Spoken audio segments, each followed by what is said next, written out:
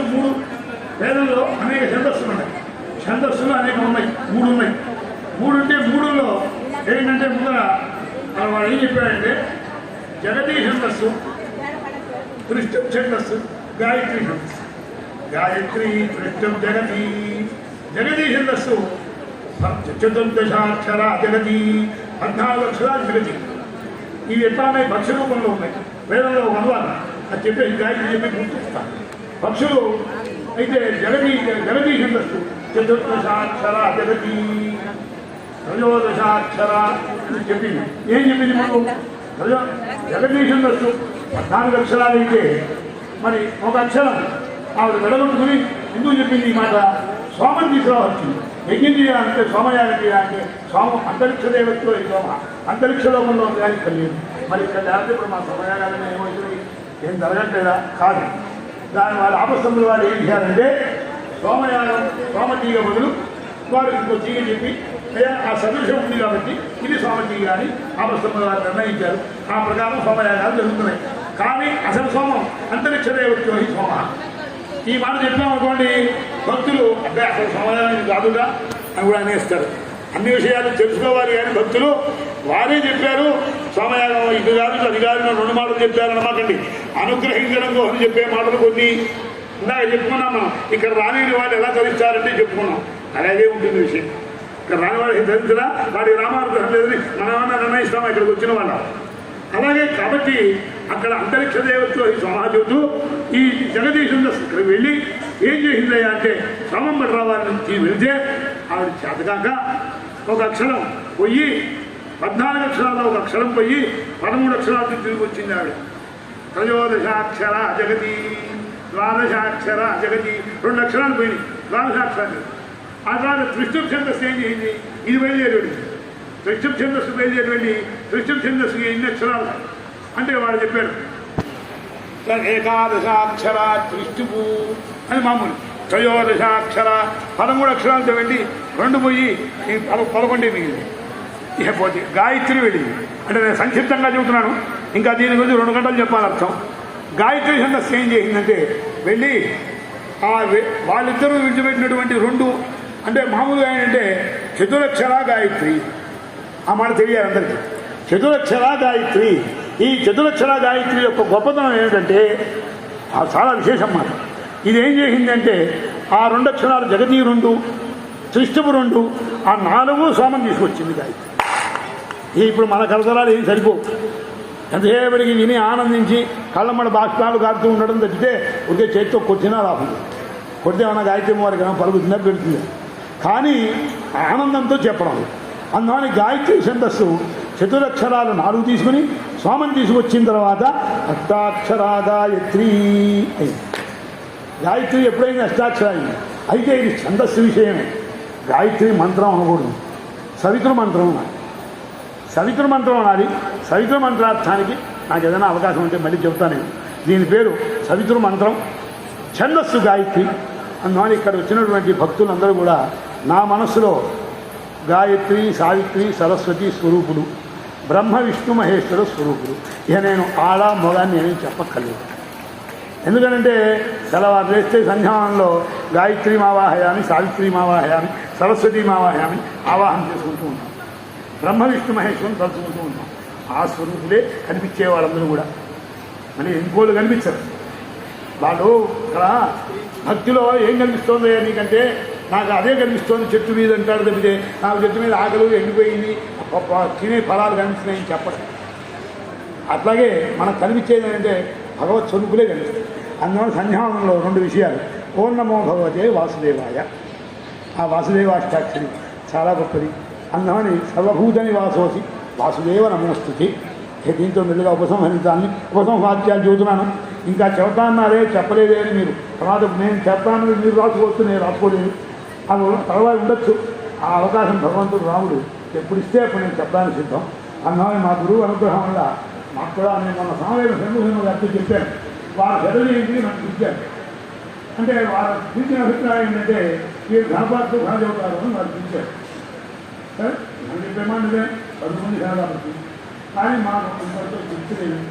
నేను కూడా ప్రవర్తన చెప్పాలి, ఉపన్యాసాలు చెప్పాలి అనే భావం ఆ నాభి దగ్గరించి మాకు కూడా ఉందని ఆ ఉన్నది మరి పరమేశ్వరుడు ఎప్పుడు ముఖాదృష్టిలో చెప్పలేము. ఎందుకంటే ప్రవచనకర్తలు అనే హెడ్డింగ్ ఒక ఉంది. ప్రవచనకర్తలు కాని వాళ్ళు ఆ దైవంలో ఉన్నారు అని అనుకోవాలి అన్నారు. కాబట్టి సర్వభూత నివాసం వాసుదేవ సమస్త భూతాల్లో ఉన్నటువంటి పరమాత్మ ఒకటే. అమర శంకరాచార్య గారు అనేక సార్లు చెప్పారు. చివరి ఆయన చెప్పారు, నీవే విహారం గురువు అన్నారు. నీ మనస్సు ఎక్కడ విహరిస్తుందా అంటే నిత్యం శంకర పాదపద్మయువై నీవే విహారం గురువు. నువ్వేం చేస్తామంటే అటు ఇటు చర్య వృథా, నీ సంచారాన్ని విడిచిపెట్టి చేయి. ఇక్కడే ఉన్నది. అలాగే పాల్గొన్నారు అందరికీ స్వరూపులందరూ అందిస్తున్నారు. రామానుగ్రహంలో ఇక్కడ రాలేని వాళ్ళు వచ్చినవారు అందరికీ ఉంది. మరి ఈ దంపతులు ఆచంద్రాత్మ వంశాభివృద్ధిగా ఉంది. వీరికి ఎలాంటి అభిప్రాయం ఈశ్వరుడు కలిగించారు. పుత్ర పౌత్రాభివృద్ధిగా ఈ అభిప్రాయం కలుగుతుంది. వారు పునాది బ్రాహ్మణుడికి ముఖ్యమైనది అన్యామనం వేశారు.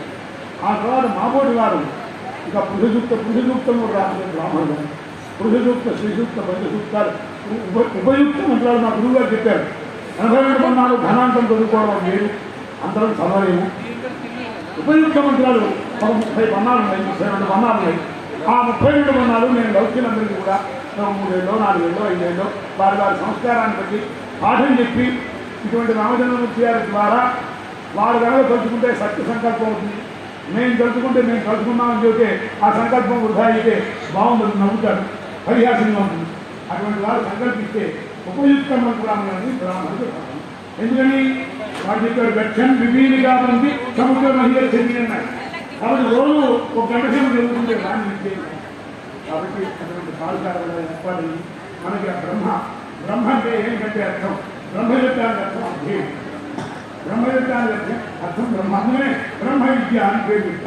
ఆ బ్రహ్మ విద్యలో సామాన్యంగా వేదాంతం ఉంటే బ్రహ్మ విద్యని, కర్మ విద్య బ్రహ్మ విద్యని కాదని చెప్పడానికి ఎందుకంటే సోపానం నిత్యం కింద విద్యుందే నేను బయట చెప్తాను ఎవరు. కాబట్టి మనకి భగవద్గీతలో కూడా కర్మయోగం, భక్తియోగం, జ్ఞానయోగం అన్నీ ఉన్నాయి. నీకు అందరికీ తెలిసిన విషయాలు నేను ఇంకా రోజు చెప్పక్కర్లేదు. కాబట్టి చెప్పిన విషయం చూస్తే భగవంతుడికి పునరుక్తి దోషం మంచి విషయాలకి సిద్ధిపడినంతం పునరుక్తి దోషం లేదు. ఇదో మాట చూస్తున్నాను. అయ్యో వాళ్ళేం చెప్పారు, వాళ్ళు మాత్రం మీరే చెప్పారని నేను అనుకున్నప్పటికీ కూడా ఎవరికి వారు సిద్ధిపడినంతం పునరుక్తి దోషం లేదు. మనకు అనుభవానికి వచ్చేంత వరకు కాదోషం లేదు. ఆయన రాముడు గొప్పవాడు, రాముడు గొప్పవాడు కాదా నేను గుర్తుంది సార్ ఇదో బాబు అన్నాను. కాబట్టి ఎవరైనా రాముడు గొప్పవాడు చెప్పాలి, ఎవరైనా వేదాలు గొప్పని చెప్పాలి. వేదాన్ని అభివృద్ధి కొనాలి శుద్ధి యొక్క అర్థాన్ని అనుసరించి ఇంకొకటి చివరి ప్రతి మామూలుగా హరే రామ రామ రామ హరే హరే హరే కృష్ణ కృష్ణ కృష్ణ హరే హరే. శ్రీరామచంద్ర పరబ్రహ్మముక్తి అయిన హనుమన్ లక్ష్మణ భరత సపరివార సమేత శ్రీ సీతారామచంద్ర పరబ్రహ్మ, రాధాకృష్ణ పరబ్రహ్మ. కాబట్టి వాటి కలుసుకుని శ్రీరామ జయ రామ జయ జయ రామ. మరి ధర్మస్య జీవస్తు చెప్పమంటారా, ఇంకా ఎవరైనా ఉన్నారా? అయ్యా వాసుదేవ, మళ్ళీ ఆ రాముడు అనుగ్రహం ఉంటే మళ్ళీ ఏదైనా 2 విషయాలు మేము చెప్పుకోవడం అనేది జరిగింది. ఎంత అవకాశం ఉంటే అంతే. ఎందుకంటే గ్రంథం ఉన్నవాడికి గ్రంథం పూర్తి కావాలని, గ్రంథం మధ్యని ఆదిని ఉంది. నాపోటి గ్రంథం లేని వాడికి ఆద్యంత మధ్యమాలు చివర లేదు. కాబట్టి ఎలా వీలుంటే యథాశక్తిగా నేను చెప్పడానికి ప్రయత్నం చేస్తాం. హర హర పార్వతీపదే హర హర మహాదేవ. వాసుదేవ ధర్మస్య జయోస్తు ధర్మస్య జయోస్తు అధర్మస్య నాశోస్తు అధర్మస్య నాశోస్తు ప్రాణిషు సద్భావనాస్తు ప్రాణిషు సద్భావనాస్తు విశ్వస్య కళ్యాణమస్తు విశ్వస్య కళ్యాణమస్తు గవాం సంరక్షణమస్తు గవాం సంరక్షణమస్తు గోబ్రాహ్మణేభ్యః శుభం భవతు గోబ్రాహ్మణేభ్యః శుభం భవతు లోకాః సమస్తాః సుఖినో భవంతు లోకాః సమస్తాః సుఖినో భవంతు. ఇంకొక 2 నిమిషాలు 9:20 అయింది. గోబ్రాహ్మణేభ్యః శుభం భవతు అంటే కొంచెం అందరికి అభిప్రాయంలో తేడా వస్తుంది అని ఎందుకు వచ్చిందో నేను చెప్పేస్తున్నాను. రవీంద్ర భారతిలో ఒకసారి సన్మానం చేశారు ఉగాది పండుగ. అక్కడ మల్లారి చంద్రశేఖర్ శాస్త్రి గారు పంచాంగ స్నానం చెప్పారు. వారు జరిగిన తర్వాత అక్కడే అధికారమైనటువంటి వారు అధికారులు కాబట్టి నా విష్ణు పృథ్వీపతి కాబట్టి నా పేరు ఉంటారా? ఎన్టీ రామారావు గారు మేము బయటికి వెళ్ళి వస్తాం. కూర్చొని ఏమడిగారంటే, అయ్యా మీరు గోబ్రాహ్మణే శుభమస్తు నిత్యం అని కలిగారు. ఈ రెండే సుఖంగా ఉండాలని మిగతా ఉండకూడదా అని ప్రశ్నించారు.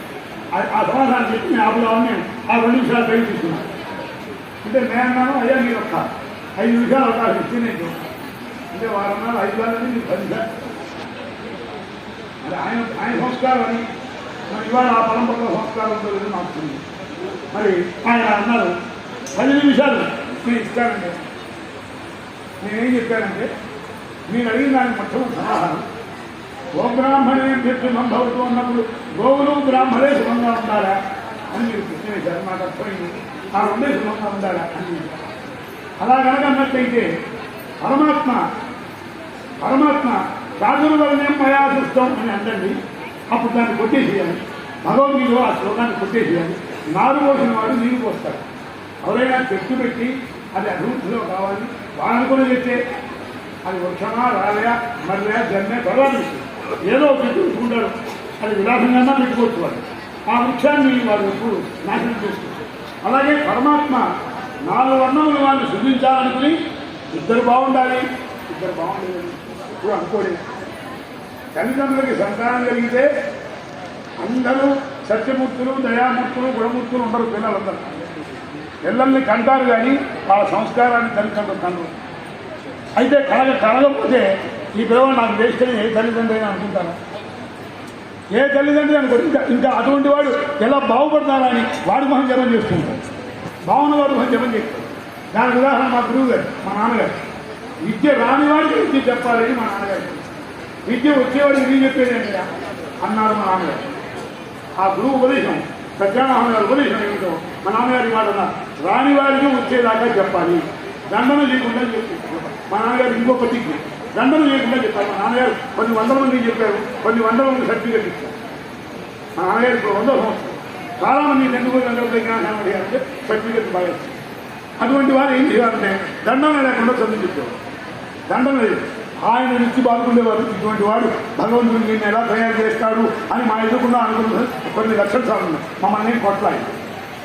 అలాగే పిల్లలకి తల్లిదండ్రులు ఏం చేస్తారంటే కొంచెం తక్కువ అడిగితే ఏ రకంగా నా సరే అమాయకుడు అనండి, అజ్ఞాని అనండి, ఏదో పేరు పెట్టండి, వాడిని ఎలా ఉంటాడా అనిపిస్తారు. అలాగే పరమాత్మ కూడా చాతుర్వర్ణ్యం మయా సృష్టం అని చెప్పినప్పుడు వారి వృత్తులు, వారి కులాలు, వారు ఏమేం చేయాలో అన్ని రాసి పెట్టి అందరూ సుఖంగా ఉండాలి, ఆశీర్వాదం వంశంగా ఉండాలని పరమాత్మ దృష్టి. కానీ పరమాత్మ గోబ్రాహ్మణే భేదం. అయితే ఏమిటి అర్థం? ఇప్పుడు అర్థం కావాలి. మరి గోవులు బ్రాహ్మణుని రెండింటిని ఉచ్చరిస్తున్నారుగా, మిగతా వాళ్ళు ఉచ్చరించట్లేదుగా. అంటే అర్థం ఏంటంటే గోవు మొదలుగా గల తిరియజ్ఞంతులు, బ్రాహ్మణాది చాతుర్వర్ణం. అక్కడ ఆదిశత్వం కనుక వేసుకున్నట్లయితే ఆదిశత్వం వేసుకోవాలి. గోబ్రాహ్మణే శుభమస్తు నిత్యం ఉన్నప్పుడు గోవు మొదలుగా కానీ బ్రాహ్మణుడు మొదలుగా కావాలి అని కనుక వేసుకుంటే అది తృప్తిగా ఉంటుంది అని నేను ఆ రోజులో నేను పెద్ద సమయం చూడలేదు చెప్పాను. ఆయన బాగుందని చెప్పింది అన్నారు.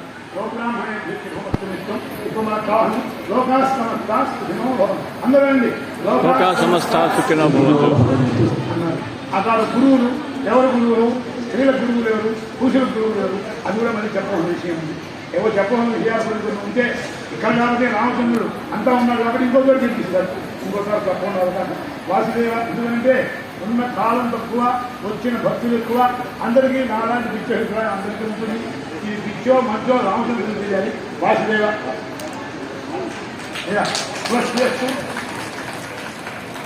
శ్రీమంత్రి నమః.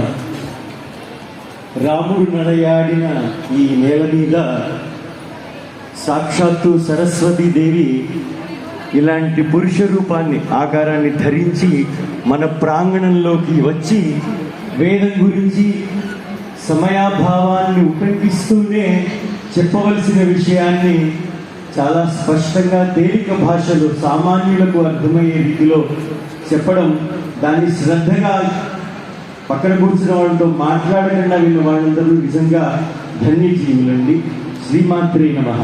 కేయూరాణి నభూషయంతి పురుషం అన్న సుభాషితం గుర్తుకు వస్తుంది. వాగ్భూషణం భూషణం.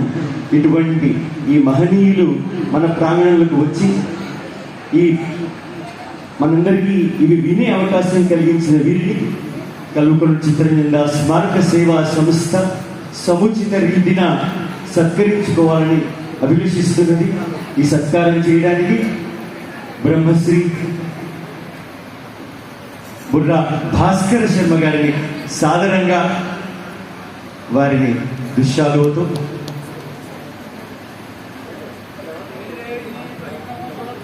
అందరము చప్పట్లు. ఇది సభా మర్యాద అండి.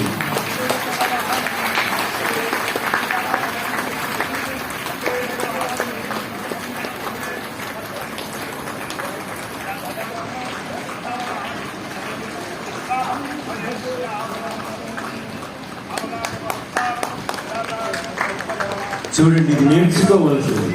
ఒక సరస్వతి పుత్రుడు మరొక సరస్వతి పుత్రుడికి చేస్తున్నటువంటి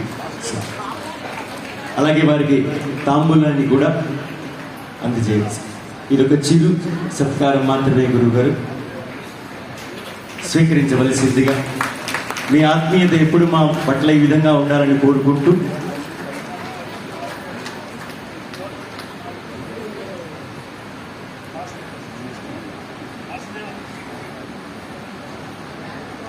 ధన్యవాదాలండి.